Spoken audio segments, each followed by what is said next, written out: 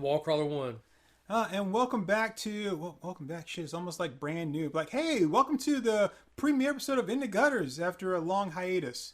We actually tried to start back up before now, but it just didn't work out too well. Yeah, technology has not been our friend.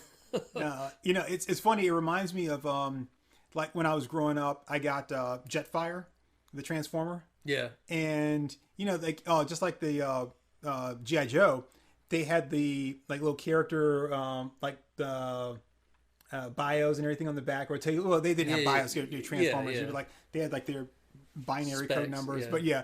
But it was like they did have the spec thing. You had to use a little red. Yeah, like, I remember thing. that. Yeah. But they also did have a little description of them. And I remember Jetfire. It said and I don't remember if it was like from the future or whatever, but it said like because Jetfire is like the like it says the he was like made with like the like newest and best like computer parts or whatever, that he was like prone to like breakdowns and failures. And so I went to my mom and I was like, what does prone mean? And she was like, well, it's like subject to it happening a lot. I'm like, that doesn't make any sense because he's made with like the best and newest computer parts. He's going to break down a lot. It's like, I don't think she knows what prone means, right? And then of course, I grow up and I'm like, oh yeah, because it's the newest thing. It's gonna break down a lot. Yeah, that makes perfect sense. Yeah. Just wait like a couple more years after it's the newest thing, and then like you'll be better off. Yeah. Just wait for the slim, basically. We tried to record a couple episodes, and we actually did some episodes, remote, and we just had horrible audio problems where it's the most bizarre audio problems too. Recording remotely and then trying to get the audio to sync up, and then like things are missing or the audio doesn't come through, where it was just like, well, I lost my cable to my mic, and it was just bad. Yeah, so the last one we tried to do there, when I got the audio file, it didn't record on both the left and right channel. Like sometimes it did, and then sometimes it was only on one or the other. And then sometimes it would show that there was audio, like an audio track, but there'd be no sound. Yeah. It was weird. And I was like, so the only thing I could think to do was if I could then like take the right track and copy it and then paste it over the left. But it wasn't like it was only the right that recorded. Sometimes it'd be the right, sometimes it'd be the left. So I'd have to like do that with each one and then do two separate files and then try to like match them. It was like, that would just come out to be some Frankensteinish sound. And like, there's more to it than you think. Yeah. So, so we tried in vain, but, so we're finally back after a super, super, super long hiatus, longer than we expected. But I mean, honestly, there's really nothing's happened during that time in the world of comic books that, nothing. Nobody's missed anything. Like there's no movies that have come out. There's been no big changes, no like, announcements of things, no new like TV shows or anything like that. So, like, what have you missed? So let's go back to the things we can talk about from 2 months ago. Okay. Wonder Woman 84. Ah, yes. Wonder Woman 1980 bore. 80s snore? Yes. Wonder Woman 1980 no more. So I'm actually going to be really brutal in this Wonder Woman review.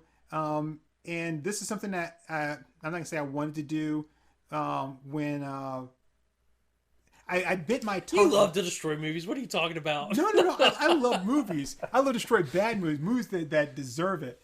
Honestly, like when I trash a movie, which, like you've joined us, but when Akomi and I are doing our Let's Watch and we're trashing a movie and something, yes. But for someone like me who has some really bad movies that are like close to my heart that, I watched growing up, I was like, I love this movie. I recognize it as a really bad movie, then I can't be too mean to certain people. But here's the thing: the things that I considered bad movies at the time, because we're older now, like Big Trouble in Little China. Nobody liked that movie back in the day. But it's a cult classic now. You knew it was good. Even he was disillusioned, and like the movie industry's like, this isn't good. Yeah. Of course it was, but it just wasn't the right place, the right time. Maybe it didn't hit right, but it's like now everybody loves it. Yeah. So those are the movies that I find is like they were bad then, but they end up being recognized as good later. See, I have movies that I know are bad that I love that, I watched over and over again, growing up, and I'm like, this is a bad movie. I recognize that, but I do love it. So, I'm not going to defend it. I'm not going to say it's great. I'm not going to, and I may recommend it to people and be like, go into this, no, it's a bad movie, but I do like it, So, but I, when it comes to especially comic book movies, I try not to, to go in there, but like, to trash it, to tear it apart. Because I don't want to tear it apart. I want it to be good. There's some movies though you can see like, coming at you like the New Mutants movie, which I haven't seen yet. But I mean, that looked inherently bad. You know what turned me around on bashing? It's probably from our discussions too, like and talking to other people. My hatred of Zack Snyder was legendary at one point. I mean, like I hated that dude. Yeah, I really. But I will say this: I have mellowed, and I realized I gotta chill out. I gotta take a breath. Batman vs Superman's got moments, and there's I could go on a whole thing about that why I like it, and like it's good. Justice League isn't as bad as I'd originally hated. Well, we haven't really seen Justice League yet. But... Well, yeah, the 4-hour version, Jesus Christ, and then like but then Watchmen's the really big one. I mean, I really hated that movie. I mean, like I loathed that freaking movie, and it's okay. It's not that bad. I mean, he's just one of those guys that, like, when I first watched his stuff, I really hated it. And then I realized, man, maybe you need to chill out. It doesn't have to be the source material. Because if it was the exact same thing, it wouldn't be a different experience. So it helped me enjoy the Marvel movies more, my hatred of his DC movies. But I don't hate them now. You just grow, I think Zack Snyder's biggest problem is that he's too much of a comic book fan. He cares too much. I admit it. But the fact that and that's the thing, that cognitive dissonance, he does. My biggest thing about Watchmen, man, why couldn't he just make the damn monster, man? Why couldn't he just make the damn monster? That killed me, man. Like I was okay. I probably could have let everything pass, but when that happened, I was like, no. And I was just like, I'm done.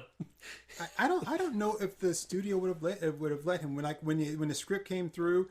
I don't know if they would have been like, okay, we followed you this far, but then like, and he's like, yeah, that's the comic book, yeah, and then it'd be like, yeah, but that's a comic book. We're making a movie here, I don't know for a fact, but I'm in my head, that's how I can see that playing out, Well, what's his name? Lindelof? I can't like. Yeah, Damon Lindelof. Yeah.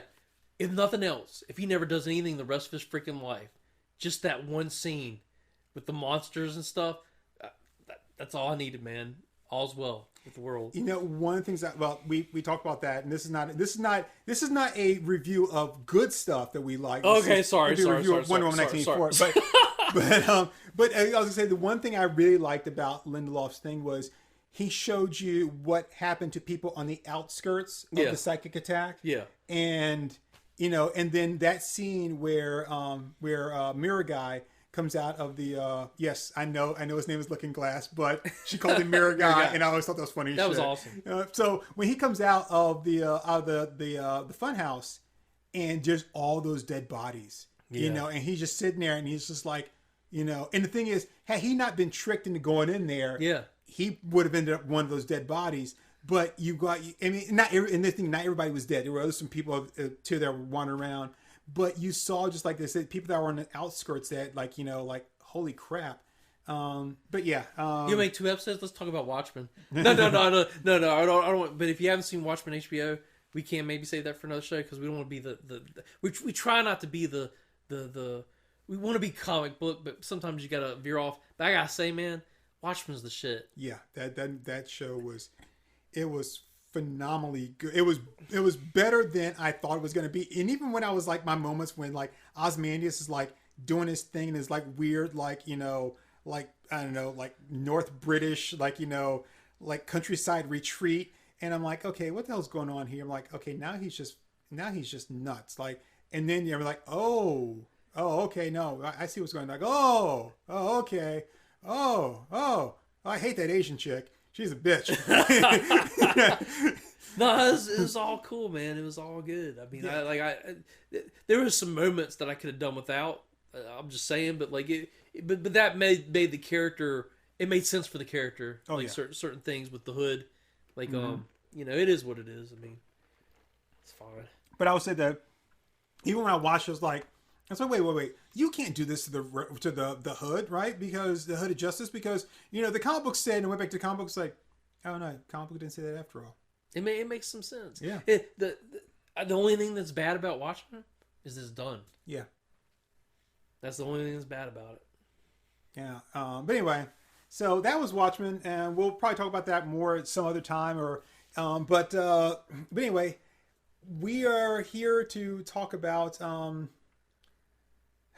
WW84. no, Wonder Woman 1984. So what I was saying before at the start was that I really, really, really held my tongue when it came to Captain Marvel.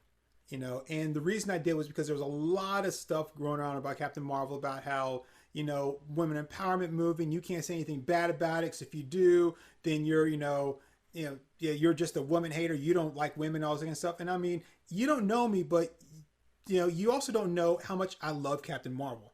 Now I'm not going to say I was the biggest fan of hers, but you and I have talked about it, we even talked about it on this show, when I got to know her, when she was in the X-Men and she got turned into Binary, during the whole thing with the Brood and all that kind of stuff. And Binary was the shit.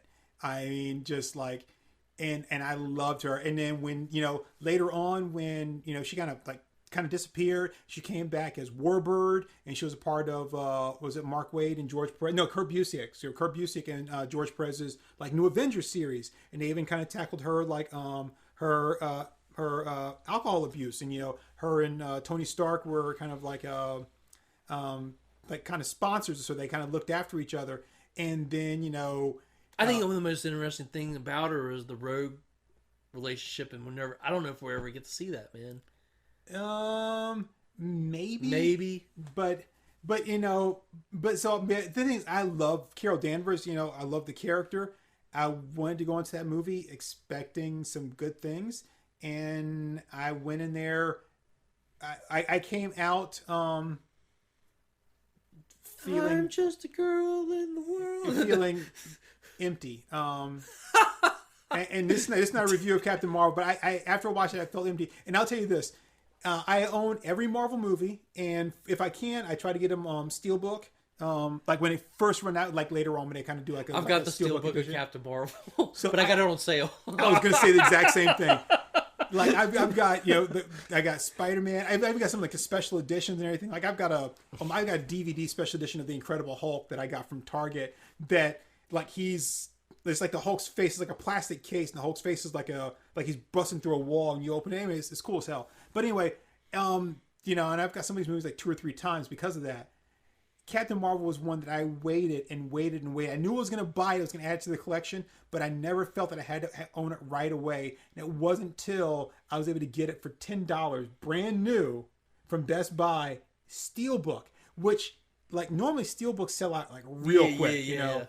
And they still had one. It was almost like a year after the movie came out, and they're selling me a Steelbook for $10. And I was like, okay, now I can go ahead and I can add it to my collection. And even then, I used my reward zone points. So I didn't spend any real money to get it.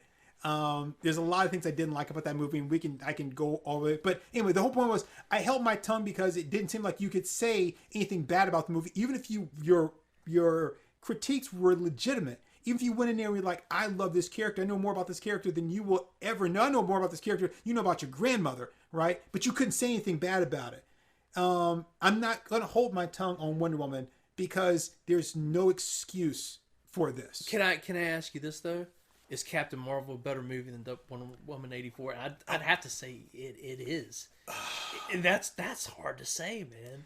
I would say it is, but only because it had like Jaimin Hunsu in it, and it had Jude Law in it, and it had Samuel Jackson in it, and Clark Gregg.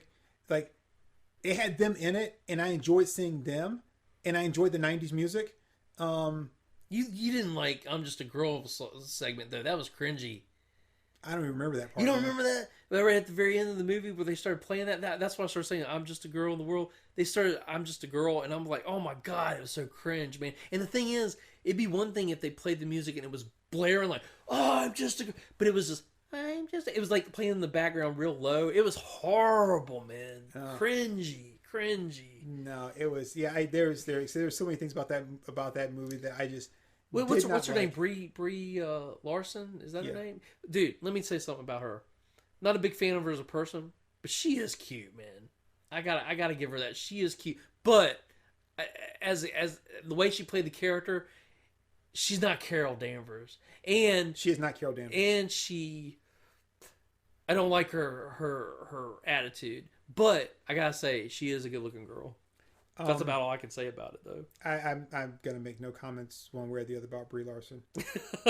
She was in a couple episodes of Community, which I was surprised by. Yeah, so, I mean, there's that. She was in Between Two Ferns, like with a Zach Galifianakis or whatever his name. Galapagos. He's from those islands. Like Galapagos Islands. but like that guy, man, Mr. Snuffleupagus, like. She was in it, and man, he asked her some funny questions, man, and she was laughing. So I got to give her like, it was some funny moments, but like she was in Scott Pilgrim. I liked her in Scott Pilgrim. Yeah. I mean, for what she did, I hated her in Endgame, man. But okay, we didn't get WW. Yeah. So anyway, if I had to say like between Wonder Woman 1984 and Captain Marvel, I guess I probably would have to give it to Captain Marvel. You would, man. But not because I want to, though. That's the thing. It's not because I really inherently feel it. It's just because, like, yeah. For all the reasons you mentioned, those characters, at least it does have Craig. At least it does have Samuel Jackson. At least it does have Jude Law. You see, at least it does have that, because Wonder Woman ain't got any of that stuff. All it's got is Gal Gadot, and I'll give you that. Gal Gadot, that's the one thing I'll say about WW84. She is Wonder Woman, man. She's beautiful, and she carries that character well, but she was just in a bad movie. She's not perfect. She's not the greatest actress in the world, but she does look like Wonder Woman, man. I know you weren't feeling it, man, but I dug Kristen Wiig in this movie. Oh, God. I thought that...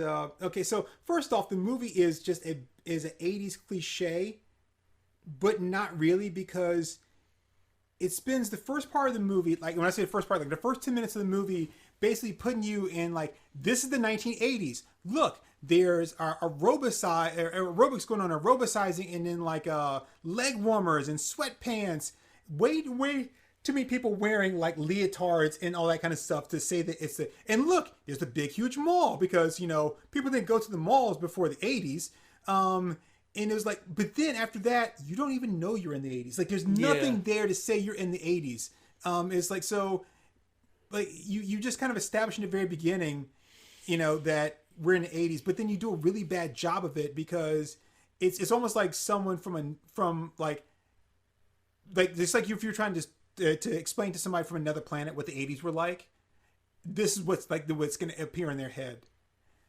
So then you have this robbery at a mall where these guys are robbing stores, and this is not just any mall. This is like the Mall of America. It's got like 20 different stories, and it's like people all over the place, and I'm like, I didn't know they had in the 84. I didn't know they had malls that big. Yeah. I know it's in California, but I thought when they built Mall of America in like the mid 80s, like that was the biggest mall. With it's like it's got like a roller coaster inside, and like the mall is so big, it's got like 3 Apple stores in it. So like, but then you have this one, 1984, that's in California, and it's huge. It's like it's like a mini city, or anyway. So these guys are robbing this one store, which is actually a front, but the guys are like, none of them look competent as robbers at all, or like what they're doing. Half of them didn't even look like they wanted to be there. Yeah. and there was so like stereotypical, like you got the one guy that's kind of heavy set, and you got the old guy who was like, I don't know what decrepit Joe was doing. I mean, and then Wonder Woman shows up, out of nowhere. And one thing you have to keep in mind is that because the way these movies kind of go back and forth between Batman vs Superman then Wonder Woman, then Justice League, then Wonder Woman again, is that in the first two Wonder Woman movies, she has not exposed herself to people. Don't forget, she doesn't come out as being I'm Wonder Woman or anything like that until the like Justice League movie. Yeah, you know, that's when she steps out and be like, hey, you know, I'm here, because that was like Bruce's whole thing was like, you know, why is it I've never heard of you before? It's like, here you were fighting in World War One, and then I never heard of you until now. So like, what was the deal? Like, where you been all this time?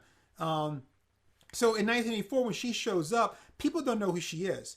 And she's like swinging around with her lasso, which apparently it's like Spider-Woman almost. Yeah, it's like, God, is there these webs? Like, how are they connecting, and what are they attaching to like do these things? And it apparently can grow to any length, like Chitara's like bow staff. And the thing is, what I really hated about it was whenever she would use it to swing or whatever, then it would turn into like a spaghetti noodle. It would be like really thin, but then it would get back and it would be like a regular, like, you know, like rope size. I'm like, okay, what's going on here? Like, it was so inconsistent. You remember the little girl too? Like, look at, oh my God, that was so cringy. It was. That so whole beginning part is so cringy. Like the blustering villains, like, oh, you know, and then like, you know, don't do it, or I'm gonna shoot. I'm like, and then you got the magic object, the MacGuffin, whatever you want to call it. They build everything around. It's like, it looks like some sort of medieval dildo. It looked like nothing, and I guess that was the whole point of it, was to look like nothing, right? So for those of you who haven't seen it, which I'm sure everyone's probably seen it by now, but if you haven't, so the whole point of it is, after this whole beginning like really bad 80s scene, it's horribly bad. I mean, it's beyond cringy. Like, I was thinking, watching them, like, if this is how this movie's going to be, like, I don't think I can watch this movie. But then it completely switches tones after that. It goes from being this goofy, almost like 80s comedy thing to this whole thing where she's working as an archaeologist. And I don't understand, like, she's got her office where apparently she can keep her prized artifacts that don't need to be out there for anyone else to see. She can keep them in glass in her office because that's cool, right?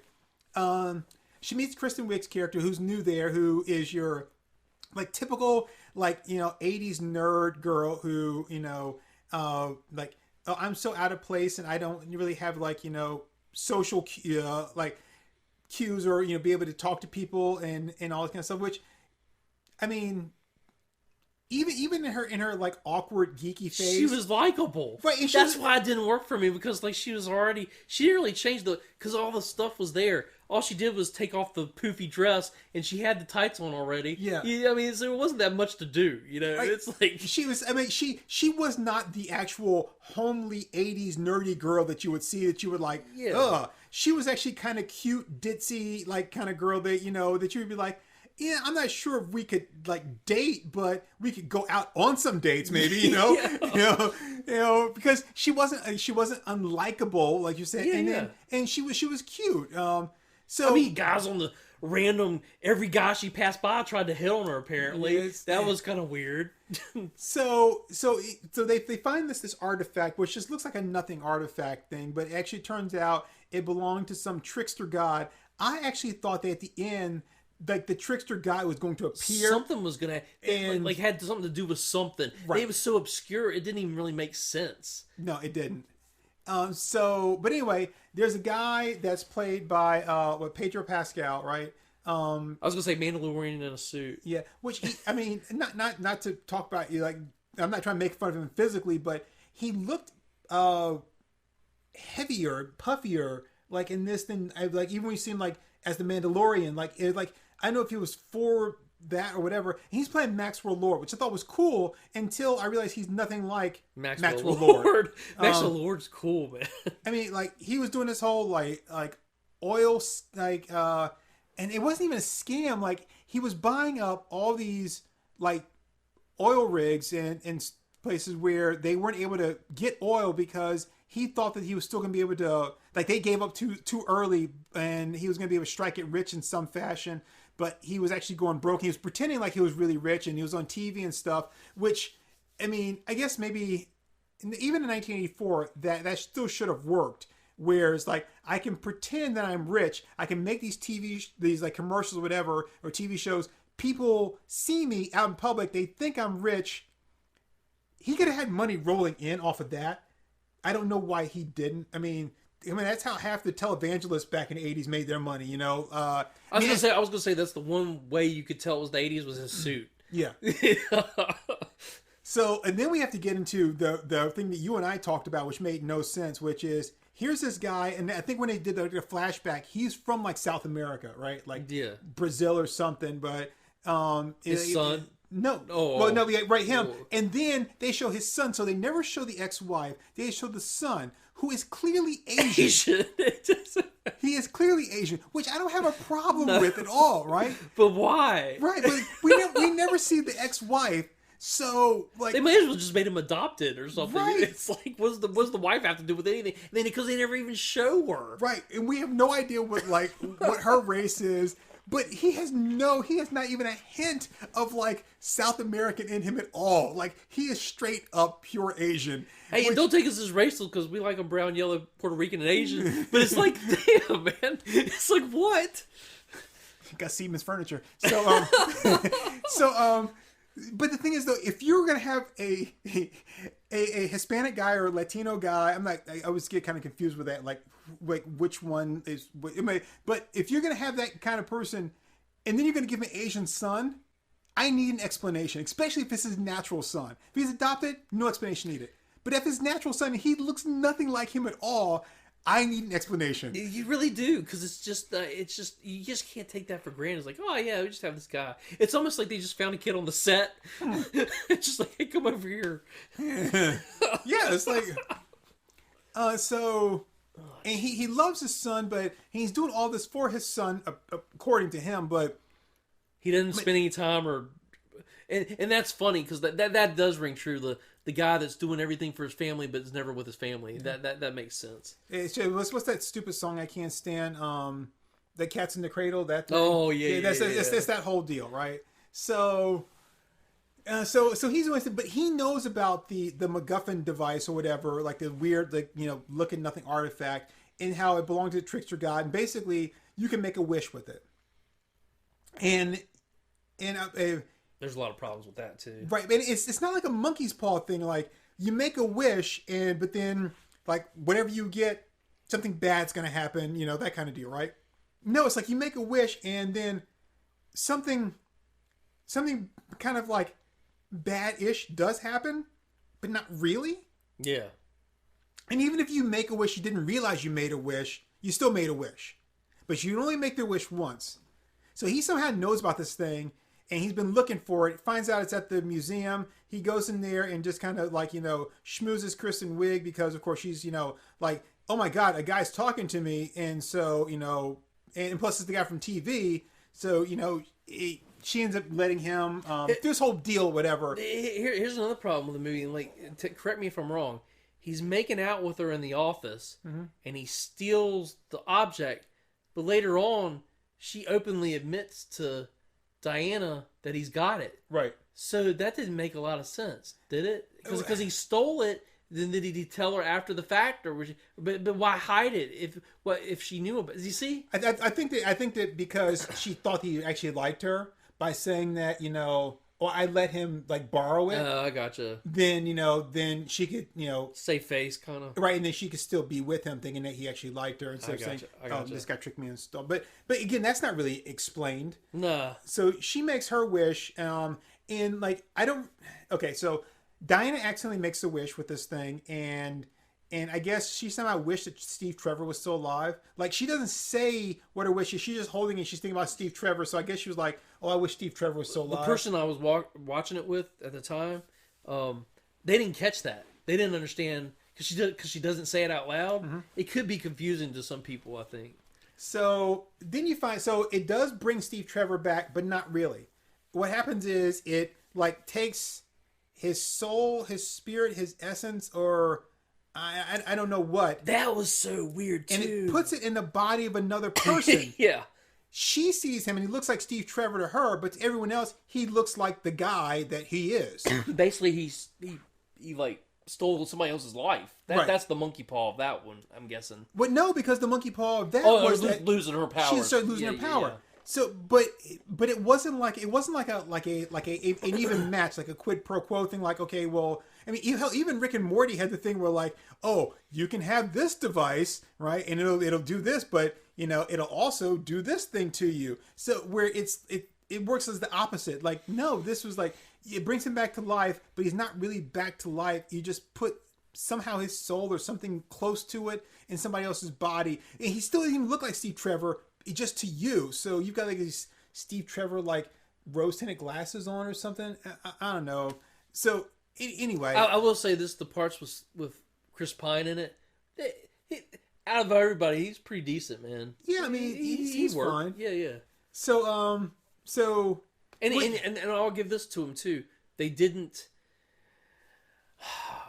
belittle him in the movie. Like, he wasn't as powerful as Wonder Woman, but neither was she, and he was kind of holding his own. So that aspect of it was kind of cool. Yeah, and I'm going to have to take a step back. Well, I'm going to take 2 steps back. Well, I'll make a comment, then I'm going to take a step back. All right. So first off, they're going all around town, right? Yeah. Where it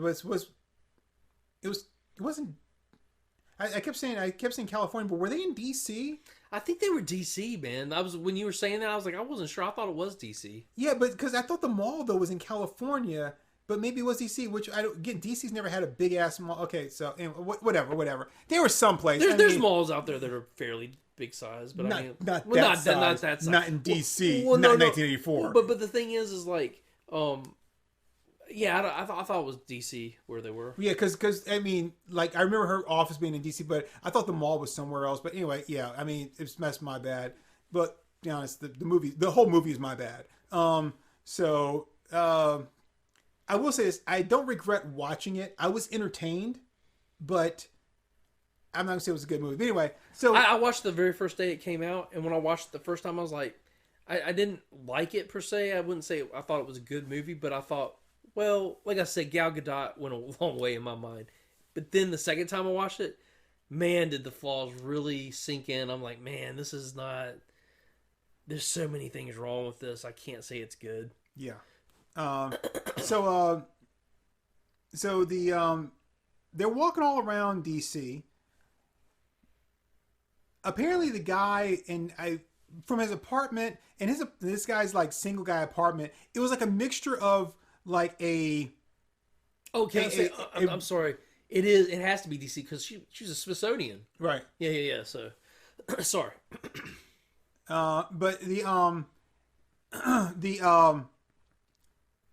like the guy's apartment is like a mixture of like a really cool like single guy's apartment, and then like the schlubby like I don't really care like single guy apartment. It was this like weird hybrid mixture that didn't really make a lot of sense. But judging by the things he had in there, he made some good money. Yeah. There's the one part with Steve Trevor in the exercise bike, and there's a little joke about the bike that doesn't go anywhere or something. I thought that was cute. And it wasn't like a dad joke. It was a genuine joke for a guy that's like, a man at a time. But anyway, so they were going on. Oh, and we kind of made the comparison to Steve Rogers, like Trevor Rogers, Right. It's basically the same character almost, except he doesn't have superpowers. He's just like, he doesn't understand this world.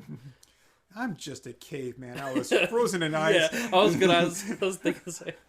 All right. So, okay. So they're going all around DC, and apparently don't bump into anybody this guy knows at all. Which, I mean, it's a big city, but if you're going back and forth to his house and then going to her house, and you're going around you're probably going to bump into somebody this guy knows. And they're going to be like, hey, because again, he looks like himself to everyone else. He just looks like Steve Trevor to her.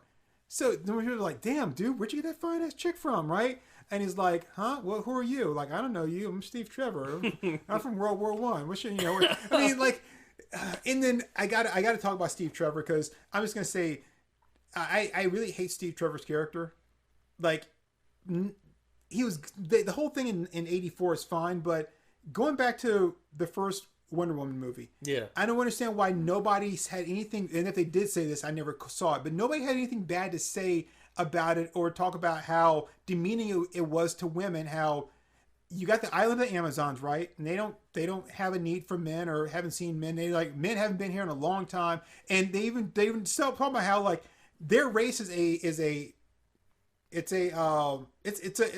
set defined number. You know, Wonder Woman or Diana was the last child born there, and she was made out of clay, like Gumby, right? Yeah. So you know, like, their numbers are not growing in any way. Okay. So Steve Trevor shows up, the only man ever, and that she's ever seen, and she immediately falls in love with him. I'm like, I can't say I immediately fell in love with the first woman I ever saw, right? Yeah. I mean, and then when even if she's never seen one before, she's like fascinated or whatever. Maybe it's more of like a fascination or like puppy love or a crush. When they go into the real world, and she can see more men. Right, so it's kind of like you see that one girl in high school that you're like, oh man, she is so cute, she's so hot, oh man, and then you go to like and like you go on vacation, you go like a big city, and you like, oh man, that girl in high school, she's cute, but she's nothing like these chicks here, right? Because like now the world's really been opened up to me. I can see a lot more. No, she's still all about Steve Trevor. And that's all she can care about. And then like, you know, like very, very quickly into all this, right? Next thing you know, they have sex. I'm like, okay, so, you know, I guess like Kevin Smith was right. All she needed was some deep dicking. I mean, but even though what it was like that's just built on the altruistic, virtuous character of Wonder Woman, that she only cares for one person. She's not a slut. She just cares about. I'm not saying that it makes sense. I'm just saying that that's probably what they were going for. But she's known him for all of like 3 weeks. Yeah. I mean that's just damn stupid. I mean, that's beyond naive. And you know, she may not know anything about men, but you know, even being raised on an island full of women, she's been taught stuff. You know, well, maybe not, because every time you see her, you're like, Diana, come back! Stop running from your school teacher. Maybe she didn't know shit. I mean, well, it makes sense on Trevor's end though, because he's not going to do much better than that's true. So I mean, so like that's the thing I didn't like. Like that whole relationship felt forced, and she felt really stupid. Like the first man she ever comes across, like she just loves and she just got to get a piece of, and then she still like pines for him. No pun intended. like decades later, like almost a century later, you know, she's just like, well, not quite a century, but by the time we get to Justice League, you know, it's almost a century. But I mean, like that's like she's like still. She can't see the pines for the trees. Right. No, I wish I still had my Stevie Pooh. You know, I mean, like that. To be fair, it only been 40 years. I mean, that relationship. I mean, it doesn't make any sense. And then when you get to like. Of course, none of this stuff, like, there's no such thing as canon in the DCEU, where I guess DC, I don't know. Anyway, like, when Bruce is like, you know, so you just gave up after this one guy you knew for like 3 weeks, right? And then he like lays the pipe just right, and like he's ruined you for every other guy that could ever possibly like show up in your life for the next 40 to 60 years. Like, that was it. And I'm going to tell you, this is back in World War One. I'm not that I was around back then, but I'm pretty sure those guys didn't know shit about having sex compared to like a guy nowadays. Yeah. I mean, come on, like they had to watch porn at like a Nickelodeon, you know? They did like, you know, it's like they had to like turn a crank. I mean, you know, and even then it was all missionary and undercovers. I mean, like there was a sheet and there was a hole. Right. Like no. Nah, but like, yeah.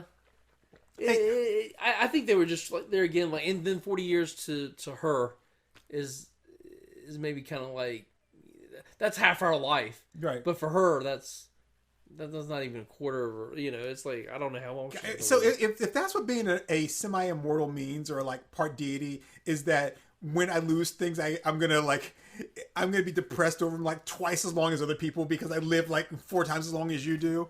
You think I just get over that shit a lot faster? It's kind of like Highlander, like you know, you don't get attached because they're gonna die, right? You know. But but then I would think that after yeah, like Steve Trevor, he's pooping his diaper. He's like, change this one. And the love goes away real fast. She starts doing Superman on the side. So I mean, just like like that relationship, just it didn't make any sense to me, and it just to me, I thought it really like it. That relationship or the way they build it really kind of made her just look bad. I mean, selfish. It just made her look stupid. Like it didn't empower her as a woman to be like, you know, like it's like when the only man in her life that she just met dies, then she stops like caring for the human race for like the next 60 years. I'm like, really? I mean, isn't that the whole thing you're like fighting to get away from? Is this idea that a woman needs a man and that she can't do anything without one? But apparently that's exactly what Wonder Woman is. Like, you know, as soon as this guy dies, because it is. It was World War One. It was like so yeah, it was way. Wasn't that in 1918? Dude, don't make me have to show my ignorance when it comes to history. So like that's let's see. I was just trying to do math. 23. I mean, hell, on the other podcast, I said Roosevelt's were brothers. So it's like 60 plus years. It wasn't even. It was 40. I was going World War II. So yeah, 60 says even longer. Damn. And then she watches the events of World War II. She's like, meh. Yeah, she kind of bypasses the whole. Yeah. Well, I guess they just want to do Hitler again. Yeah, I mean, it's like, you know, like it's so important that we get involved in this one. It's so important. And then like World War II is also like they step it up a notch. You know, like Elzar, and then she's like, no, I'm good. I'm good. They're cooking them in ovens. And? It's like, what? That's not very... Oh, yeesh. Oh, you know, man. I mean, you would think that for someone who can never go back to Themyscira, that, you know, it would be really important for her to save the, you know, the planet that she does have, but whatever. It's all good. I mean... I still like Paradise Island. Why can't they just stick with Paradise Island, man? Whatever. Yeah, I mean... They're mascara. That's such a weird... The mascara? It's pretentious.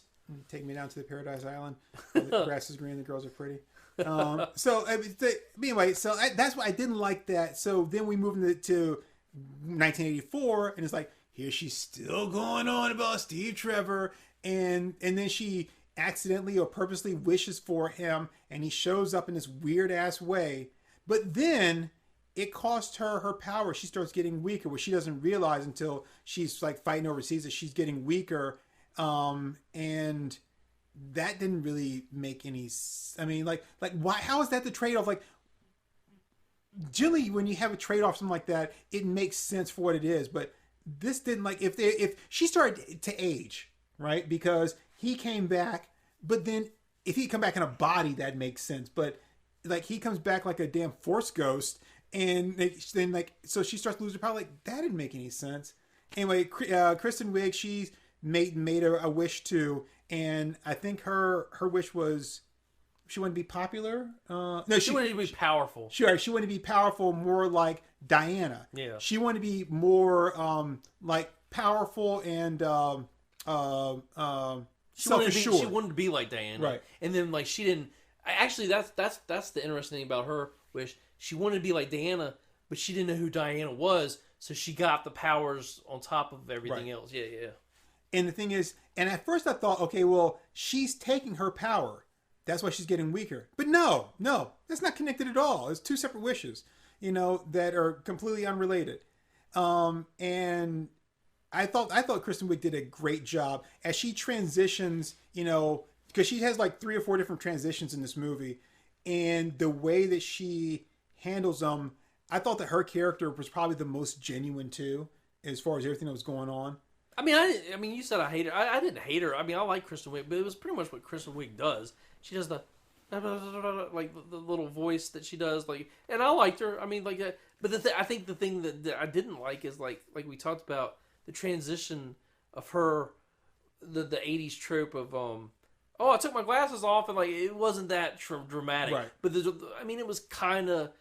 And even when she was mean, she wasn't that mean until she got to the feral stage at the very, very, very end. I thought the fight at the White House I thought was pretty good. Yeah, that was okay because I didn't mind that so much. But so So she like Wallcrawler said, she doesn't know that who Diana is, so she didn't realize that she starts getting more powerful, and she starts getting these Wonder Woman powers. So she has no idea like why. And I guess the trade off here is because she's getting power that she's starting to kind of lose her like the sweetness and humanity. Yeah, the nice factor. Which makes sense. That's a fair trade off. Yeah. Unlike the Wonder Woman one. But then you got the drunk guy that gets drunk and just hangs out outside of like, restaurants and assaults women and stuff. Yeah, that was really weird. And then like we're supposed to feel bad when she like rips this guy in half or whatever she did to him. Like, no, I don't feel bad about that. Like, apparently the guy didn't learn a lesson the first time, and so now he's gonna do it again.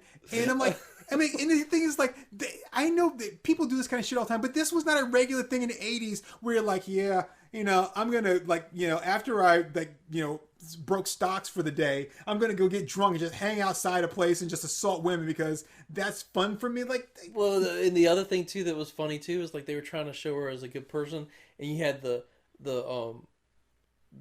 guy on the bench, the homeless guy, and she's like giving him leftover food, just like, now you make sure you stay on that bench, but I'm really good hearted, just eat that food. It's like, and then she's like, and then she's kicking the dude, the rapey guy across the street, and he's like, what are you doing? He's like, mind your own business. Yeah, like how about hey, this guy was assaulting me. Is that you can't say that? I know. Like, and then he probably would have kicked you. He was like, oh really? And he probably would have helped you out, but no, you had to be mean to him too. It's like, you're just a jerk. Here you go, homeless Joe. Hope you like crust. Hey. It's like, yeah, I really care about you. I know you enough to know your name, but I'm not going to get you any housing or help. And I would think that she made decent money working, at the Smithsonian, like doing artifacts and stuff, but, whatever. Yeah, it is what it is. But the thing is, I could buy her, her like kind of mousy like character who seems like she's always overlooked. And even though she likes Diana, there is some jealousy in there too. Oh, sure. Yeah. Especially since Diana kind of treats her like shit in the beginning of the movie for no reason at all. Like, I'm like, why are you? I didn't understand. Like, why are you treating her like shit? Like, she's being a nice girl. She kind of wants to be your friend, or is looking for some kind of like friend or connection, and you like blow her off so you can go back into your room and like pine for Steve. Well, like, and I'll say this would be one. Here's one thing that I'll say. Like, that is the way it would be though, because somebody that looks like her and has everything, and it can even live longer than most people would even dream of, would waste it. That is the way it would be, because that's the way things are. It's like, because you think, oh, if I was this XYZ person, if I was this person, oh, I'd be doing this and this and this. But when you're that person, you wish you could have been. So it's just the way it is. Like, everybody, the grass is always greener type thing. But I would have expected that Diana to be a little bit better and to treat people a little bit better and not fall into that like, oh, I'm the pretty woman, look at me, I'm so pretty and smart. And by the way, where'd she get her damn college degree from?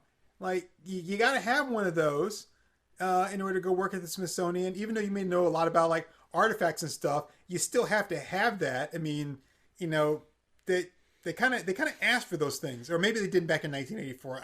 She did get her PhD at the University of Themyscira. They call it UT.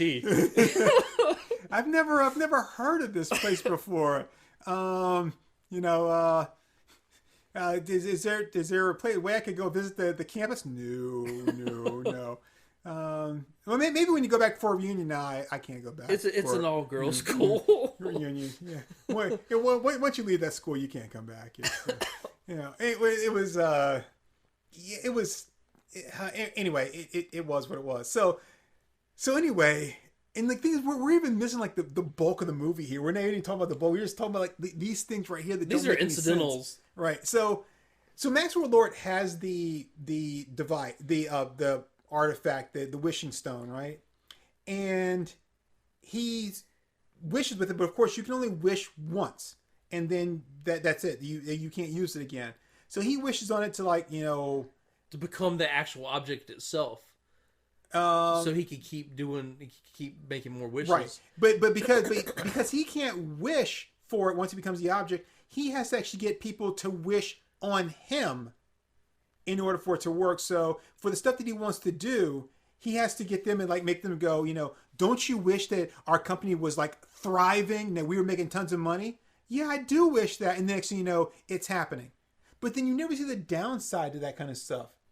Yeah, and here's the other thing too. It's like, it seems like, to be honest with you, once he got the oil situation settled, he really wouldn't have needed anything else, right? Right, but the power, I guess, is taking over, which is why I thought that the trickster god was using him and was going to come out. But it never came into play. No. And so that's why it didn't make any damn sense. Because because to me, I was like, I get it if something else is pushing us forward, but nothing was doing it. No, it was just... It just was like, what the hell is happening here? It's like, because it just kept going over, and then he was hooking up, talking to everybody, and everybody wishing. So you're telling me that nobody in the whole freaking world will wish for world peace? Wouldn't that cancel out all the other crazy shit that they was doing? I mean, all it would take was one person wishing something good or something honest, and it would cancel out all the other stuff. But then there's a price to pay for the good. It just So what about all the bad stuff? Was there a price to pay for that? Which was like,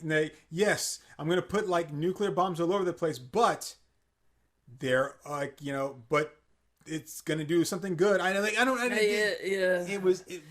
did like the fact that they mentioned Balia, right? Yeah. Especially since I've been rewatching Young Justice. Yeah. And DeMatteis like tweeted about it. He was like, I was so happy to see that they mentioned that in there. This thing that I created that like Balia is actually like a type of Jewish bread. It was something like that he posted. And I was like, yeah, that's kind of funny. But I mean, and I was sitting there and I was like, if you remember, because I think we talked about this in one podcast before, like Balia is a horrible place, and Queen Bee is a horrible person. Well, and she once like brainwashed Blue Beetle to like try to kill like Maxwell Lord. He was running through like the Justice League compound with a knife, like trying to stab people until Batman showed up and beat his ass.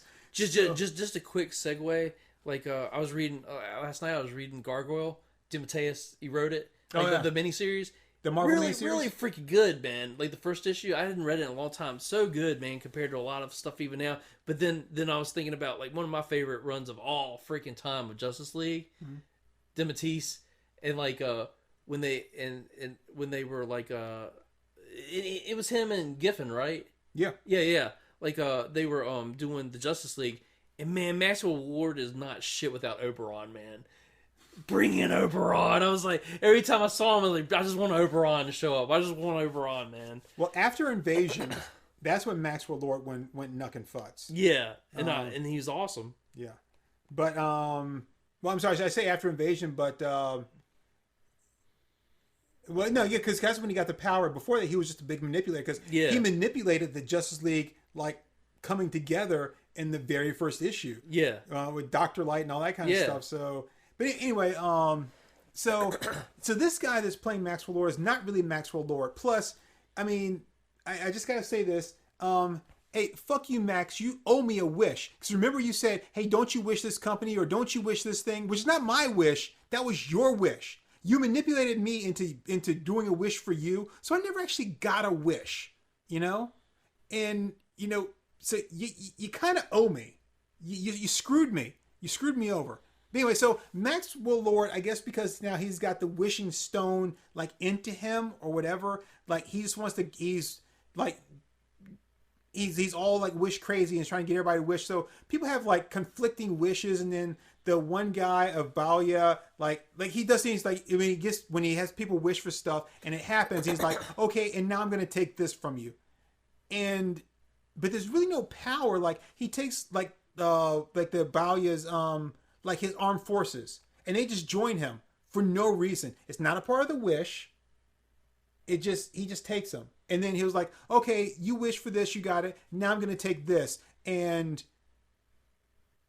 there's been, I guess you're supposed to assume that's part of the wish, but then it's not. That's supposed to be like the bad part of the wish. I mean, anyway, none of that makes sense. So he's going wish crazy, and he's just like making people wish all over the place. Then he like wishes for nuclear weapons, like, or the president does, to protect the world. Like like all over the place, and they just start springing up like like popping out of snow like daisies, right? And the world starts going to hell. Steve Trevor like steals a plane with Wonder Woman because she can't fly yet, and of course she's getting weaker. And the keys just happen to be in the ignition. There's no way that they couldn't be. It's like that's what they do.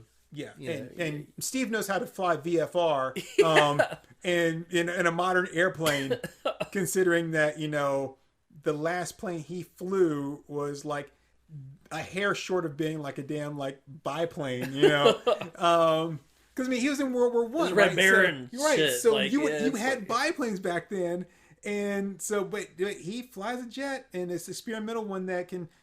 No, she uses her special like glowing wishy power to turn them make invisible, it invisible, which I thought was neat, but not really stupid.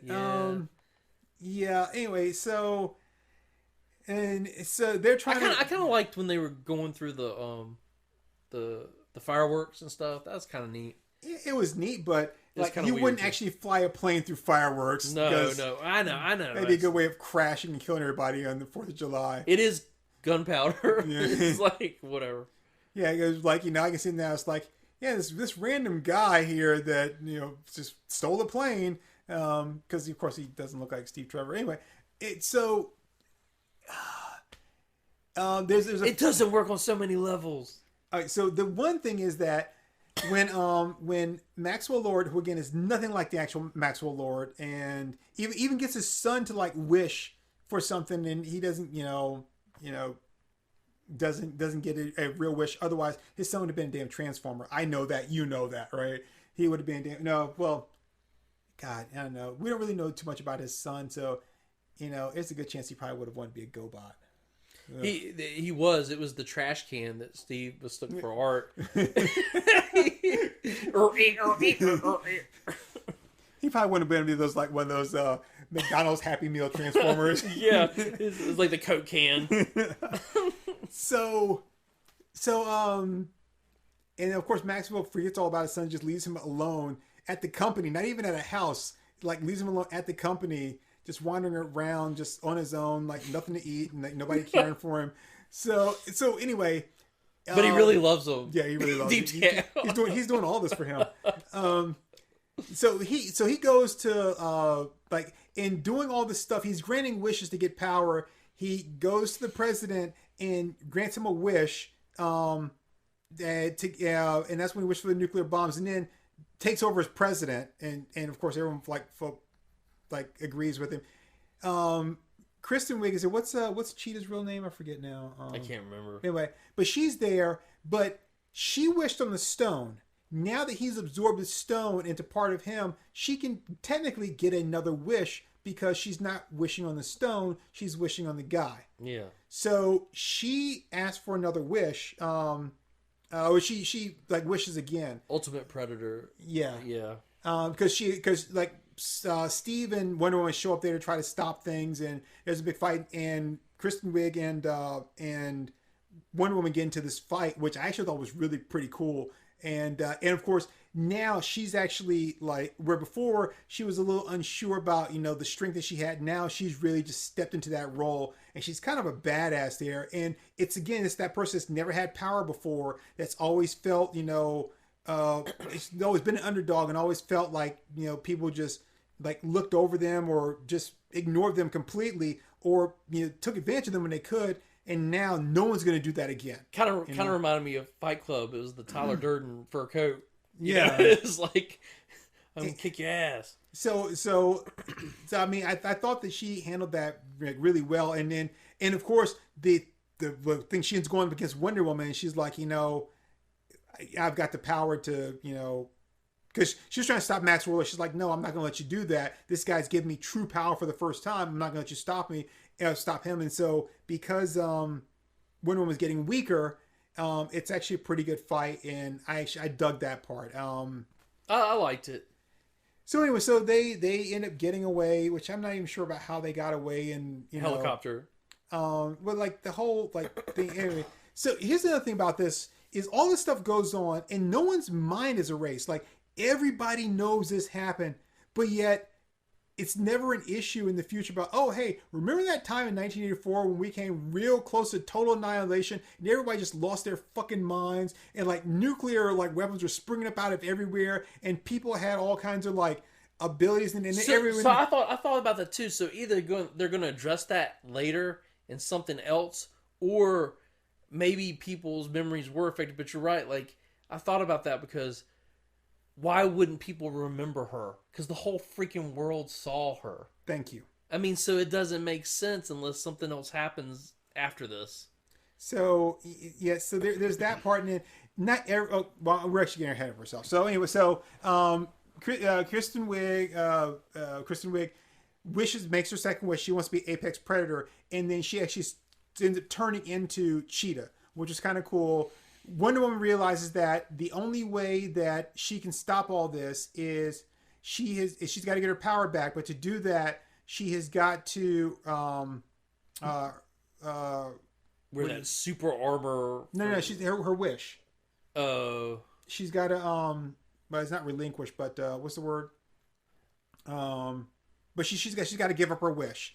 And of course, Steve Trevor realizes that before her, and she's like, I don't really want to do it, you know, and he's like, yeah, but you got to, and this is how it is, and I'm okay with it because technically I'm not really alive. I'm living in some other guy's body and all that kind of stuff. Like I'm not really here, and so she like, you know, like gives back her wish or whatever, and he like his spirit leaves this guy, and then, you know, it's back to the other guy. And it was like a big thing I saw on Reddit where some people, and I don't think it was Reddit people, there's like somebody on social media, some people on social media were talking about how Wonder Woman like basically raped a guy because she and Steve Trevor had sex. Yeah. And there's this guy, I'm like, okay, that may be, but I don't think Gal Gadot could rape a single guy. Thank you. I was gonna say, Gal Gadot, you have an open invitation. Well, I guess it can't be open if you're gonna rape me, but you have a quote unquote open invitation to come to my house anytime you want to, right? And have sex with me, whether I'm awake or sleeping, or if you like give me some advance notice, you know, I'll get a bottle of Benadryl. You know, if she's raping a guy, he's probably not into women. Yeah. So. It's like in Kingpin when Vanessa Angel. Yeah. She's like he's like, you're not his type. She's like, oh, I am. I'm every guy's type. That's Gal Gadot. And we're making light of a serious thing, well, but yeah, I mean, like it's as if say like a man. You can't rape the willing. Right. You like even afterwards when the guy meets her is like, hey, she's like, hey, you're not Steve Trevor. He's like, no. You know what the guy that was who Chris Pine and or Steve Trevor inhabited his body. You know what that guy? The first thing would think, he's like, I'm gonna have to do this again because I don't remember. The first thing he's like, because we got to do this. I missed out on that. Yeah. No pictures were taken or anything. Yeah. So unless they had Polaroids. I mean. Yeah, there's a good chance the guy will be like, no, not you, you know, but icky. But you know, more than likely not. So, but if someone, you know, it's just someone that's like trying to like find fault with something. But anyway, so Chris Pine goes away. She starts to get all her Wonder Woman-ness back, and she puts on she tells us this story. 'Cause she's got this big gold suit of armor, which you all saw in the trailer. This big golden suit of armor. And she puts that on so she can fly to the TV station because now Maxwell Lord, who isn't Maxwell Lord, has realized that TV is the way to go where he can reach out to everybody. And then as opposed to trying to go to all these individual people to make a wish, he can do it this way. And it's like his nose starts to bleed and he actually starts falling apart. Like his body's deteriorating, which again made no sense since he's now the wish god. And then he uses somebody to wish him healthy. Maybe that was his son. He got his son to wish him healthy. It was somebody, so he doesn't worry about that again. And I'm thinking to myself, well, you know what? I mean, you could just like get people just like, you know, just replace body parts like all day long. Yeah. Anyway, so he realized that the way to do this, again, we still don't know why wishing is so important, unless there was a wish god. I mean, that, you know, like I said, but it had nothing to do with anything. Yeah. To get to the people. So he goes to this like TV station and basically kind of gets all channels and all satellites and everything on him, like a big televangelist, and is saying, "Don't you wish this and everything?" And just all you have to do is wish for it. So that's why everybody in the world starts wishing for stuff. And of course, things just start going crazy. And then like, somebody did something wrong. They're like, I wish that this would happen to you. And then next, people are trying to kill them. And then like the people, like the Asian son who was left in like his company building, like people are trying to break down the doors to get to him, and like the son is in there and he's trying to hide, but he's not trying to hide that well because people are trying to break in there, but he's forgotten all about him. So the like everyone is wishing and get all his wishes, and like you said, no one wished for that, wish for superpowers, you would think, or that nobody could get any more wishes. Somebody could have wished for that, right? Especially if they saw that it was affecting people. I mean, like, the thing is, at the end of the day, there was really no freaking point to any of it. No, it didn't. It went nowhere. It didn't teach you a lesson. Like nobody grew from it. I think they were trying to go for a point that like we're collective people and we need to be all happy for each other, but it didn't really work. No, it's like you should be happy with yourself and who you are. Yeah. And then they try to use Kristen Wiig for that example, because when Wonder Woman shows up in that whole scene there looked like it was on a soundstage. Yeah, like a cheap 1980s like Vietnam soundstage. I don't think that was CGI. I think they built that, man. Yeah. I really do. And like it wasn't that was the weakest fight out of all of them. Yeah. I thought. Because it was so stupid. It was like I think we even talked about it. It was like Circus du Soleil at one point. It was like they were spinning around and like it was just so stupid. Yeah, but so Kristen Wiig shows up and she's full cheetah now, right? And I thought she'd look kind of cool. Wonder Woman shows up in her golden outfit. She drops the wings, which then just like fall apart, and I guess they disintegrate or something. I don't know, but here was another thing. And you say that this didn't happen, but I want to watch it again. I swear, if I'm wrong, it's fine. But I could have sworn that she learned how to fly before she got the wings. So that didn't even make sense because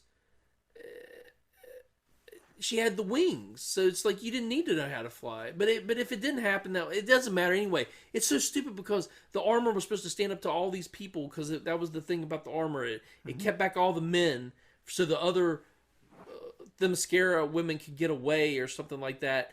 And it withheld all that, but then Cheetah can destroy it in 2 strikes or whatever. I mean, it just made no sense, man.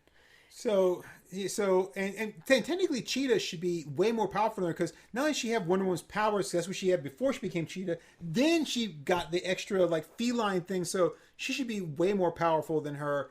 And so they fight, and of course then she goes this thing like, why are you doing this? Or, you were fine before you... Didn't she give her like a whole speech about that or something? And then she like electrocutes her, like, which didn't... Anyway. And here's the thing. Wonder Woman was in gold armor, which conducts it like, why didn't it affect her too? Because she's Wonder Woman. Ah, come on. Yeah. It was just so stupid, man. So, and of course she is just knocked out. But anyway, so Wonder Woman basically, she gets in on the TV too, and she can't get to Maxwell Lord because of like the wishing power is so strong or whatever. But anyway, and she just starts telling people like, on camera to, like recant your wish. That's the only way you can stop what's going on, because like everything was just going just nuts in the world. And she's like, just recant your wish. So people start doing that, and then like things start kind of going back, but not everybody's going to. Not everybody's going to be like, yeah, I take back my wish. And I was telling some people, I was like, if I was in that situation, what I would have done, be like around a group of guys, I'm like, what I would wish for? I'd wish for like a big dick, right? Because I wouldn't actually wish for that, but I'd plant the seed, because one guy would say that, be like, I want the biggest dick. Then the other guy would say, I want the biggest one. So then by like the 5th guy, right, he's got like this like thing, and I'm like, it would just be so preposterous. That's like the joke of the 3 guys standing on top of the building. He's like, what are you doing, dodging traffic? And it's cold too. Yeah. So, but yeah, like the oh god, and then at the end, Diana can like other guys' penises again because. No, she still doesn't because she's just the same dude that is like right. Like she looks at him. She kind of like flirts with him, like oh hey, I know you, but this is actually the first time I'm seeing you because like, and the reason I kind of recognize you is because Steve was wearing those clothes and you came out of the building he came out of. Like, anyway, I never saw somebody in the '80s wear stuff like that, man. No. Unless it was like some magazine or something. Nobody was wearing that stuff. So you know that that Cheetah like recanted one of her wishes because she goes back from looking like a cheetah back to looking like a person, but we don't know if she took back both of them. So she could still have the powers of Wonder Woman. Yeah, it's true. Because you know she was the only person that got 2 wishes, so she could. But everybody takes back their wish, as far as you know. But obviously, some people had to have kept their wish, and things supposedly go back to normal.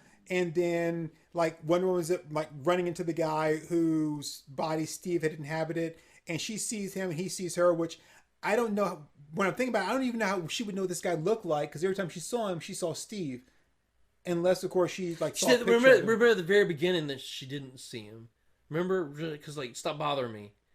Remember? Oh, that's right. Yeah, that's right. And Yeah, it's like it's yeah. like it's Diane, it's me, because he was like chasing her all around. Yeah. All right. So, and how did he even find her? How the hell did he find her? Yeah, and how did he get into the party if you weren't invited? Unless that guy was already part of the list already. I mean, it's like It's, like, why would you even know that she was there? Like, you wake up in a weird ass place that and everybody's different. I mean, 1984, you had kids wearing like the whole punk movement and stuff like that, which you did not have going on back then. And then the different clothes and music. I mean, just imagine, you know, I mean, we can listen to now. We can listen to music from like the, you know, from like the 1910s or you know whatever. It's okay, fine. But if you live there and then all of a sudden somebody dumped you in 1984 and you hear like Eddie Van Halen's guitar, I mean, that's straight up Back to the Future. You'd be like, what the hell is this? Like, look at all these weird ass people around here. It's like he probably would have thought he was in hell, you know. So how he like made it through that and then like used the Yellow Pages, which didn't exist at the time, and public phones, which didn't exist at the time, and you know the kind of cars they had, and you know like black people with rights. Like none of that stuff happened back in this time, but he just accepts it all. It's black all good people, black people with rights didn't happen in 1984. No, in 19. No. Well, it depends on who you ask. It was Washington. Oh, never mind. Yeah, it's like wait, Diane, I don't understand. Why don't we just get a couple of these Negroes here to like take us somewhere? But like no, Steve, you know. Are you talking about the Tuskegee Airmen? Like, wait, no, wait, that's World War II.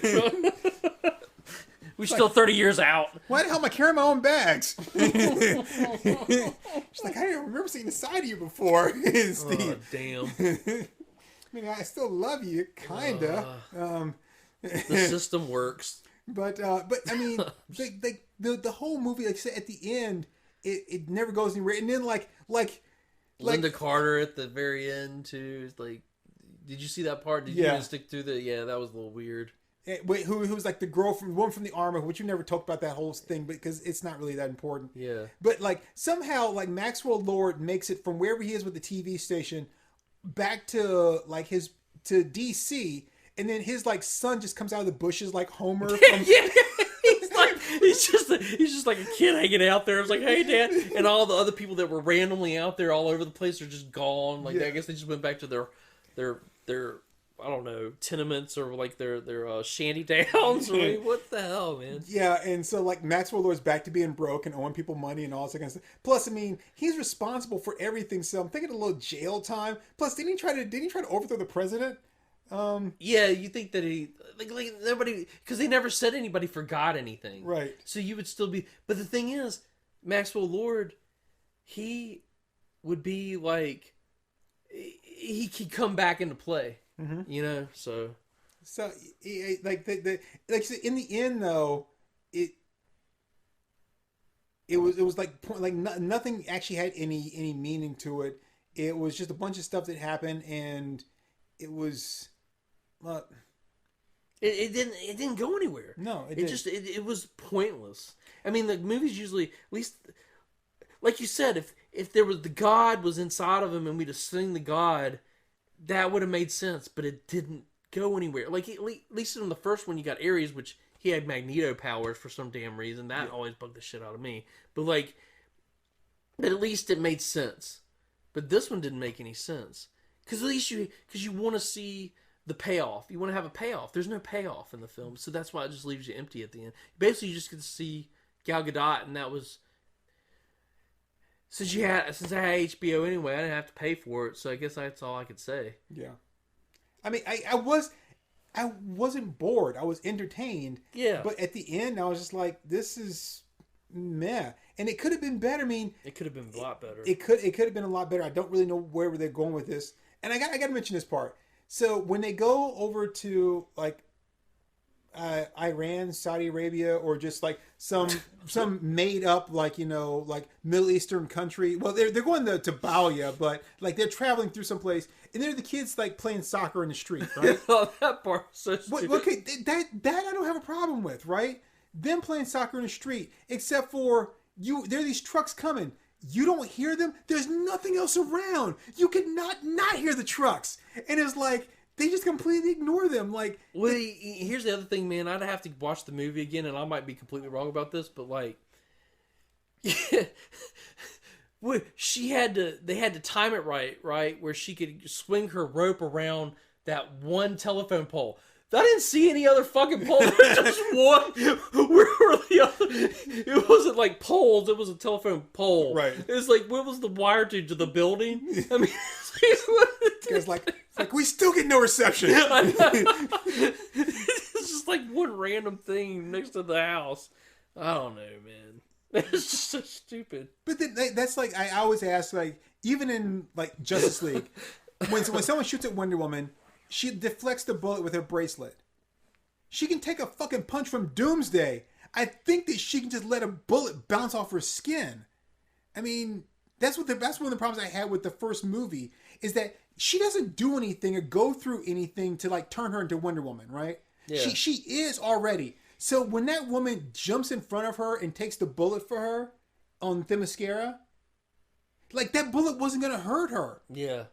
Because again, she didn't go through something that then like all of a sudden like made her into the invincible thing. She already was. So you took a bullet and died to keep a secret for no reason. That's just damn stupid. Yeah, that was one thing that I didn't get too much about, like in the World War One part when she was walking across the battlefields and she was doing the dee dee dee dee dee. It's like that. First of all, I don't care how fast you are. There's a lot more bullets than you can do that with. And then, like, second of all, like I was like you, was like, yeah, that wouldn't hurt her if she was full power. The only thing I could say about the other times is, like, maybe because she wasn't full power, that I get because she got grazed by a bullet, but, like, I mean, really, at that point, anybody could have killed her, I guess, but it's like, it's just whatever. Yeah. It's just... I hate the fact that she's always using her bracelets to block stuff when she doesn't need to. Again, if you can take a punch from Doomsday... You can take a bullet. You can take it. It's not going to hurt you. It just whatever. Nothing matters at the end of the day, I guess. But I think they just don't. I think I've said this too. I don't have anything like Chris Wigg, but I think it would have been kind of cool if she'd have taken on Giganta or something, maybe, or hell, even Banshee or something. I don't know. Maybe I don't. Maybe this is one of the cases where this actually would have benefited if they'd have had a few more characters, like instead of just one. But at the end, I think if they'd just kept it a little bit more simple, maybe that was the problem. Okay, maybe because they added Maxwell Lord and the Cheetah together, maybe that just proves what I take back what I just said. Maybe they just should have had it been Maxwell Lord. Or maybe they should have just had it be Cheetah instead of both of them because there's too many. Oh, now here's the advertisement for Speak of the Devil, and here it is. I mean, she looks great, man. I mean, she does. All right, so check this out. The whole thing of Maxwell Lord and the wishing is to create, and I know some theories are like that's where more superpower people are going to come from. People that asked for power but then didn't like take back their wish. Which it could be. That seems kind of cheesy as hell. Because then, like, where have they been? Just like where has she been all this time? Where have they been all this time? But But the like you without the wishing, you didn't have an adversary for her. So the wishing created someone for her to fight, or someone that was be equal to her, because Maxwell Lord's wishing thing wasn't going to. He wasn't going to like have someone wish him to be like as strong as her so he could fist fight her. No, that wasn't, and that would have been stupid if he did do that. But if it had been the god, right, it would have been cool. But, see that I'm and that god. Is that a real god? I'd like to look it up because I don't think it may be, but that is really obscure. This is one I've never heard of before. The one they were talking about. Yeah. Maybe that's why they didn't personify it. But the whole thing is like the only way that they like you didn't have, there were no villains because you haven't set up the world to have anybody like that in it. So the only way you could have had something was by the whole wish thing or some kind of like mechanism in which in case a random person gets powers and that person just happens to not like Wonder Woman. Yeah. Now it would be interesting if she then found out that Wonder Woman and what you call it were the same person. But then honestly, when you look at the two of them, how could you not know? Like, I mean, like right now, you've never really seen the two of them in the modern day, but she's had up close, like, views of her as both as Wonder Woman and as like Diana Prince. So there's no way you could look at her and be like, oh, you're not the same person. Yeah, you're two different people. Yeah. Like, no, it's like she's not even wearing the glasses. It's like it's like wait, you're hot ass Gal Gadot. You're hot ass Gal Gadot. I mean, yeah. So, but the whole thing is like it just leaves you kind of just flat. Like, okay, like I'm watching this thing and I don't really understand what's going on because it doesn't make any sense. Like what was Maxwell Lord's ultimate thing? Like the whole wishing thing. Once everybody wished, like what was he getting out of that? Yeah, that's what I didn't understand either. Like where was it going? And the only thing I could think of is like it's going to that like be careful what you wish for. Nobody can get everything they want in life. You just got to be happy. Pretty much what I got out was like just be happy with your lot in life and don't wish for anything. Yeah, that's what it kind of felt like, and that's pretty empty. It's like that's part of life is wishing for things and wanting more. It's like if we didn't want freaking more, we wouldn't be watching Wonder Woman 84. I don't think it knew what to be, and you don't know how many people got involved or if maybe there wasn't enough supervision or I don't. You just don't know where things go off track. But man, that's not even how you would use Maxwell Lord. No, I mean he's a badass. He didn't need any of that. And so I know that Patty Jenkins said that the studio made her change her ending. Yeah. And I don't know what her ending was going to be, but studio made her change her ending to I guess one that was more friendly. Who knows? But the movie was just lacking, and it didn't elevate or raise like Wonder Woman's character up. And like you said, like everyone's seen her now, but yet she didn't exist in the future. So like what there's so many now that we've got so many unanswered questions that from this movie that I didn't have before. They're all related to the movie that now I have to have answered because the movie exists. Maybe that's the only thing that Wonder Woman's good for is to getting us to the next thing to correct everything that Wonder Woman did. Well, at least the good thing is Superman's back to life now, so he can like spin around the earth and like and make sure that Wonder Woman 1984 never happened. Like it's just it's a shame because like stuff could have been better, but it wasn't. Like it just is what it is. And like what is the next DC movie? Do we even know? Suicide Squad. It's gonna be that's got promise. Yeah, James Gunn Suicide Squad, and of course that'll be on HBO Max. Only for the first 30 days in theaters and HBO Max, but only for the first 30 days, and then it'll be gone. Which is how they're doing all their movies. And I know some people are upset with that, but I'm like, you better watch the first 3 days. We got 30 days, but I mean, I was saying like directors and stuff were upset with with them doing that, and I'm like, well, okay, well, one, if we don't start showing movies and new movies, then we're gonna have a lot of studios going bankrupt because we just can't sit around not doing anything. And I know that you invested a lot of time and money in this, but guess what? You've been paid. What you're really wanting right now is those additional points off of the box office and the gross. And that's what you're really kind of pissed off about. And it could be that maybe, depending on their contract, how they did it, maybe their big payday comes off of that and they didn't really get anything for directing or who knows what. But the thing is, like right now, very few people are going to the theater, and, I'm not going to say people shouldn't go, but you might be better off not going to a theater if you can help it, I mean, shit, this is me. This is someone that loves movies and loves going to theaters, loves being a theater experience. The past couple times prior to everything that's going on right now that I had gone to a theater to watch a movie, it was probably one of the shittiest experiences I had because half the people weren't there to watch the movie. They were there to talk and show their ass. Right. And like play on their phones and shit like that. I'm like, why the fuck are you here? And I know we're getting way off comic books and everything, but it ruined the experience for me to where I hated paying money. When you're paying like $10, $15 to go to a movie, and then you have someone else that does the same thing, and they're not even there to watch the movie, and they're screwing around, and I can't say anything because, I'm the asshole. You're the asshole. Right?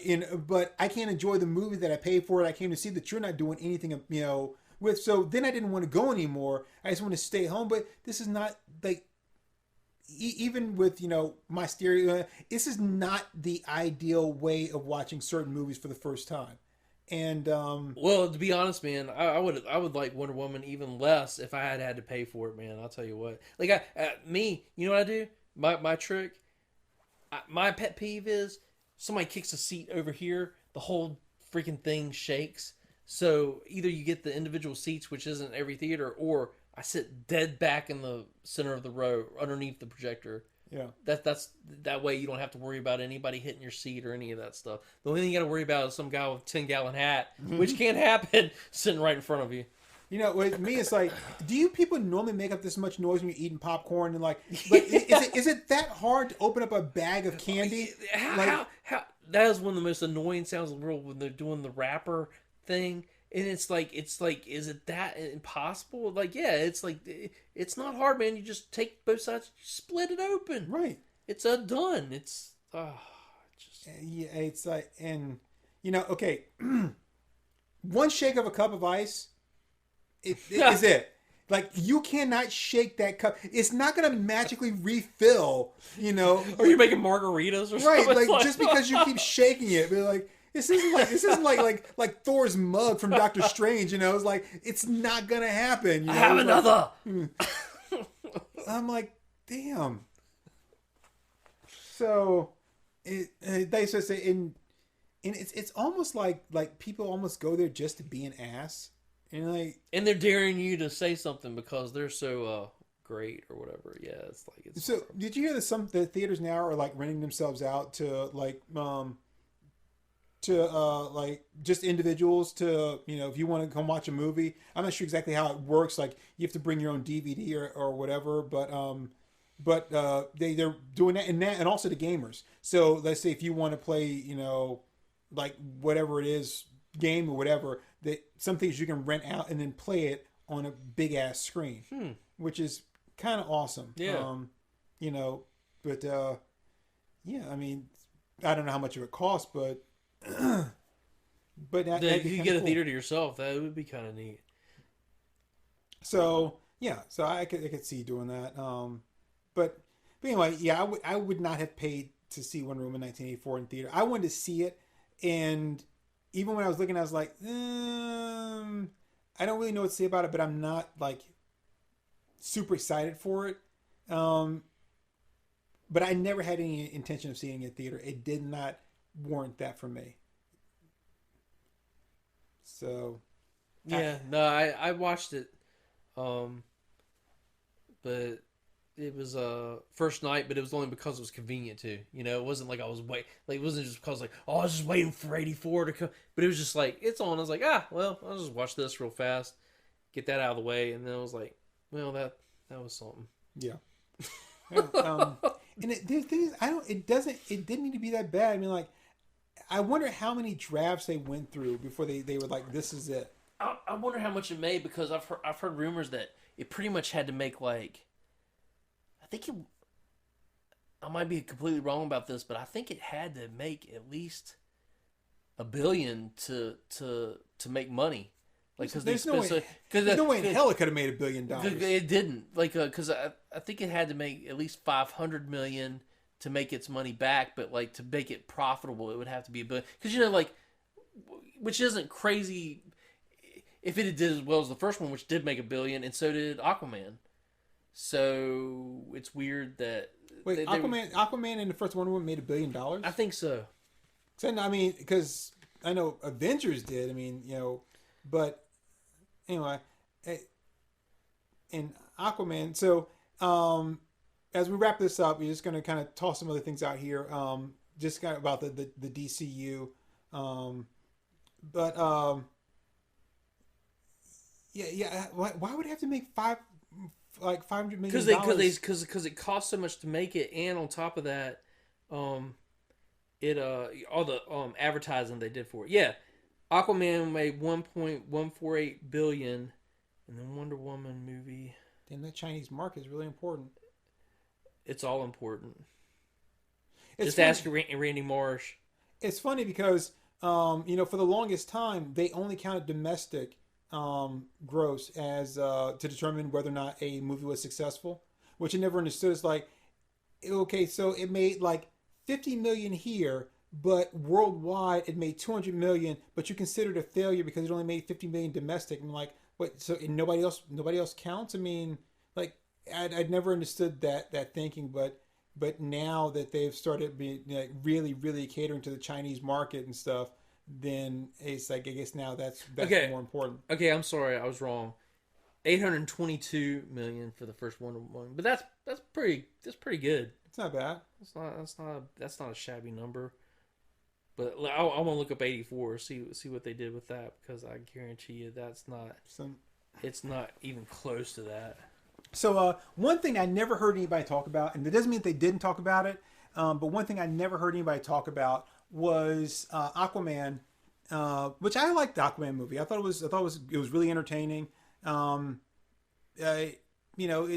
Jason Momoa really carries the movie, and he makes the character likable. So he made the movie watchable. Well, sorry, him and Patrick Wilson. Patrick Wilson is a fantastic actor. I really dig him a lot, and he made Ocean Master, like, he really sold him, and the guy too, I can't think of his name, that played Black Manta. I mean, even how he like made the Black Manta costume and stuff like that. Black Manta costume was cool. Yeah, nice. He was pretty intimidating character when he was out. He felt dangerous. Yeah. His whole thing is misguided though. Like, we're pirates, and then you're gonna like we would let people like drown. We kill all these guys here, but then when the tables are turned, be like, no, you have to save us. He was the guy from Serenity. No, it wasn't. No, that wasn't true. WW84. It wasn't. No, okay. No, Michael Beach was the father, and I forget that guy's name because he was he played Dr. Manhattan in Watchmen. Okay. But he wasn't. What's the guy? Sterling Brown from Black Panther and Hotel Artemis, who I really like. And of course, I dig Hotel Artemis. It's just a fun movie. But it's on Prime. It's fun. I mean, I dig it. And that's a character they should have brought into Wonder Woman. Artemis. Yeah, Artemis would be cool. That'd have been awesome. So anyway, like I said, I think that Jason Momoa, like I said, did a great job. He didn't get mad when Amber Heard kept sticking like shit in his bed and stuff like that. He was like, yeah, it's fine, it's fine, whatever. But the thing about Momoa, man, I gotta say, I have to tell you after this podcast, but like man, would he have been a great Lobo, dude? Holy crap, he'd be perfect for Lobo. I mean, just the look, man. He's Lobo, man. Yeah. So in Aquaman, though, it starts off, I guess, kind of does the origin thing, and then Mera shows up, and he's like, who are you? What are you doing here? And he's never been to Atlantis before. which contradicts Justice League, where he goes there, he knows who Mera is, Steppenwolf steals the mother box, he knows all about Atlantis, but then we get to the Aquaman movie, which takes place after Justice League. They clearly say it takes place after Justice League. He's never been there before, and he's never met Mera before. And, no one ever said anything about, this doesn't make any sense. Well, there's an answer to that now that I recently found out, and I was like, oh, okay, well, I mean, it doesn't really make sense, but at least it answers questions. So, because I was like, that just stuck out to me, and I'm like, how come nobody's calling him on this? That and the scene in Justice League where it shows when Aquaman rescues the guy, and then he's got the I guess the parademon blood or whatever on him when he and he sees he's got the blood on him, and he takes the bottle of booze, and he's like he's drinking it. I guess it's whiskey. He's drinking it while he's walking into the ocean. Then he throws the bottle on the ground, and I'm like, whoa, Mister, let's pollute the oceans there, right? That's you, fish man, right? Throwing bottles of shit in the ocean. Don't blame that on us. That's you. You clearly did that. Bastard. Yeah. I mean, just like when he took off the sweater and he just threw it on the ground, be like, damn, dude, and he'd be like, no, the humans, they're polluting the oceans. I'm like, okay. He threw it on the ground. He didn't even care. Yeah, and that I hate the idea of calling humans what do they call them, what's it, ground people, something like that. The topsiders. I don't know. It's something like, I'm like, well, but you live in the ocean. You're on the earth too, so you can't he's half human. But the Atlanteans always, what they call like humans. I can't forget the term, but it's something like Earth walkers, something like that. But I'm like, yeah, but you also do the same thing. You're just in water, whatever. Air breathers. So anyway, as it turns out, I think Patty Jenkins said this. They had worked very carefully or very closely with Zack Snyder to make sure that what he was doing in Justice League was going to mesh with what they were doing in their movies. And they were like, well, this is what we're going to do. So he would kind of work to make sure that worked in, with Justice League. But when he left and Joss Whedon came in, he started doing his deal, right? And it then didn't mesh up with some of the things they were trying to do because their movies were already in production. Then they were they just said she and was it James Wan just we're just gonna ignore Justice League, pretend like it doesn't exist, and just do our movies the way we're planning on doing them, because we had already started working into this, and now you're changing stuff around. It doesn't work for us, so we're just gonna pretend like Justice League doesn't exist, and just do our own thing. That's why Aquaman is like it is, and that's why. Well, I always felt that Aquaman, I didn't realize it was supposed to be Africa. I always thought it was before. No, because they talk about the guys that want the selfie with him, and then his father even said something about it's well, you saved the world and blah blah blah blah blah. So it's all after Justice League. That's why they knew who he is. Well, I guess we have to talk about movies every once in a while, because we got it. You built up in us, it's like you gotta say something, and we had a lot to say. I kind of would like to review Suicide Squad though, because I like James Gunn. I know there's controversy about him, but man, makes a good movie. I hope we don't find I hope we don't find any more Josh Sweden info on him. Yeah. But it's we started this whole thing off full circle guilty pleasures. It's not a really well, but I love Slither. That's so you talking about Joss Whedon, then you mentioned guilty pleasures. Where's he going with this? No. They're no, I'm not going. I'm not, no confessions here or anything, but I do like that. Slither's good. Yeah, Slither's good. Nathan Fillion and I can't think of the guy's name. Yondo. What's the guy's name? Rooker. Michael Rooker. Yeah, Michael Rooker. And what's that? Elizabeth Banks. Yep. Slither was good. I ended up watching it with friends. They say, "Oh, you gotta watch this. It's really good." I'm like, "Oh, yeah, okay, whatever." I was like, "No, hey, this is a good movie, yeah." But Gunn is good, and he said that, I think recently he said that Suicide Squad is done. It's all finished. So, and then we're gonna have to review Hero when we finally watch that together. Hero, the Rainn Wilson, in Hero, what's it called? Super. Sorry, Superhero. I will get around to watching Super eventually. I mean, yeah. I mean, I still haven't watched. What's the one where it's like Superman? Brightburn. I still haven't seen that yet. They're supposed to be making a sequel to that. Did you ever watch it? No. Comey did. He enjoyed it, but it looked okay. I mean, yeah. Like, okay. So, but yeah, I mean, you saw 1984 twice or just once? Twice. Yeah, I saw it once. Once was enough for me. I saw it with a friend after I watched it by myself the first time, and like, because they didn't have HBO, and I let them watch it, and like, it was pretty hard. It was pretty hard to watch. So why did you let your friend watch that? Could you not find that the Mary Worth comic? Because I told him it wasn't that great, but if he wanted to see it, we could watch it. And he's like, "Yeah, I want to see it." And then he was like, "Yeah, it's okay. it's not that great." Yeah. So, but yeah, Suicide Squad. I'm not sure when that's coming out, but of course that'll be on HBO Max. So that'll be interesting to check out. Now I'm expecting. I don't know anything about it, but I'm expecting something good from it. I mean, James Gunn, so I'm expecting something good from it. The more obscure, half those guys I don't even freaking know.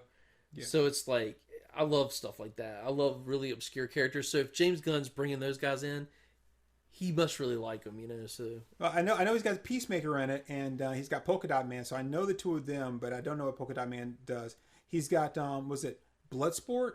Isn't that who I just helped us? And the only thing I remember him from is that John Byrne, like Superman thing. He had the red bandana. Yeah, and he the red, yeah. And I'm assuming, I think he was was he a John Byrne creation? I guess, yeah. So I don't even remember or know what he does. Now Bronze Tiger's not in it, right? No, but that would be cool. He wasn't even in the originals, was he? Mm-hmm. He was one of my favorites. And I know I mentioned this to you, but I don't think I ever said it on the podcast. And if I did, I apologize for saying it again.